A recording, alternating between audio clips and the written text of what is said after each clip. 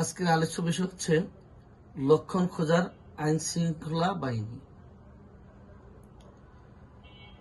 সরকার আইন শৃঙ্খলা সঠিক রাখার জন্য বা সঠিকভাবে পরিচালনা করার জন্য কিছু আইন শৃঙ্খলাকারী সংস্থা তৈরি করে থাকেন বা নিয়োগ দিয়ে থাকেন, যেমন সেনাবাহিনী, নৌবাহিনী, বিমান বাহিনী, পুলিশ, বিজিবি, রেভ, আনসার, আরও যেমন ডিবি, এসবি, এনএসআই, কোবরা, চিতা ইত্যাদি। এদের মাধ্যমে দেশের আইন শৃঙ্খলা রক্ষা রাখেন। ঠিক একইভাবে আমরা যখন হোমিওপ্যাথি চিকিৎসকরা রোগীলিপি করি বা রোগীর সমস্যা জানতে চাই বা জানি, সেই সময়ও কিছু শাখা প্রশাখা বা কিছু তথ্য আমরা সেট রাখি, যা জানলে আমরা রোগীর কাছ থেকে রোগীর তথ্যগুলি সঠিকভাবে সংগ্রহ করতে পারি।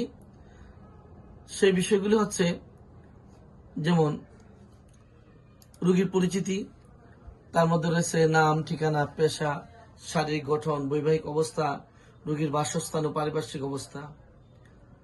আরও রয়েছে রোগীর বর্তমান কষ্টের বিবরণ বিস্তারিতভাবে জানা। সেই সাথে সার্বদেহিক জানতে হয়, যেমন পিপাসা, জিহ্বা, লালা, ক্ষুধা, খাদ্য, বায়ু নিঃসরণ, মল, প্রস্রাব, ঘুম, স্বপ্ন, ঘাম, মাথার কিছু তথ্য, চুল, মাথার খুশকি, চুলের বর্ণনা, চোখের কোনো সমস্যা থাকলে, নাক, কান, দাঁত, গলনালী, এই সকল বিষয়গুলি বিস্তারিতভাবে জেনে তথ্য সংগ্রহ করতে হয়। আরও জানতে হয় যে সাধারণ লক্ষণ হিসাবে রোগীটা কি কাতর, শীত কাতর না গরম কাতর, জ্বালা পোড়া আছে কিনা, দুর্ঘটনা বা কোনো আঘাত আছে কিনা, বাহ্য শক্তির প্রভাব আছে কিনা, কোনো ধরনের পোকামাকড় বিশ্বতে কামড়িয়েছে কিনা, বা কোনো টিকা ভ্যাকসিন এগুলো নিয়েছে কিনা, এই বিষয়গুলো আমাদের জানতে হয়। আরো জানতে হয় যৌন জীবন, যেমন পুরুষের যৌন জীবন কিংবা মহিলাদের ক্ষেত্রে মহিলাদের যৌন জীবন, ঋতুস্রাব, শ্বেতপদর, মহিলাদের অন্যান্য সমস্যাগুলি জেনে নিতে হয়। তার সাথে আরো জানতে হয় রোগীর মনের বর্ণনা, পূর্ব রোগীর ইতিহাস, রোগীর অতীতে কি কি জটিল রোগ হয়েছিল বা তার কি কি চিকিৎসা নিয়েছিল, বংশগত রোগীর জানতে হয়, যাদের জানতে হয় তার নিজের আত্মীয় স্বজনের বাবা মা, ভাই বোন, দাদা দাদি, নানা নানি, খালা মামা, চাচা ফুপু, এদের বিস্তারিত অবস্থা জেনে নিতে হয়। তার মধ্যে আরো জানতে হয় রোগীর মধ্যে অতীতের যে সকল রোগগুলি চাপা পড়েছিল, এই তথ্যগুলি আমাদের জানতে হয়।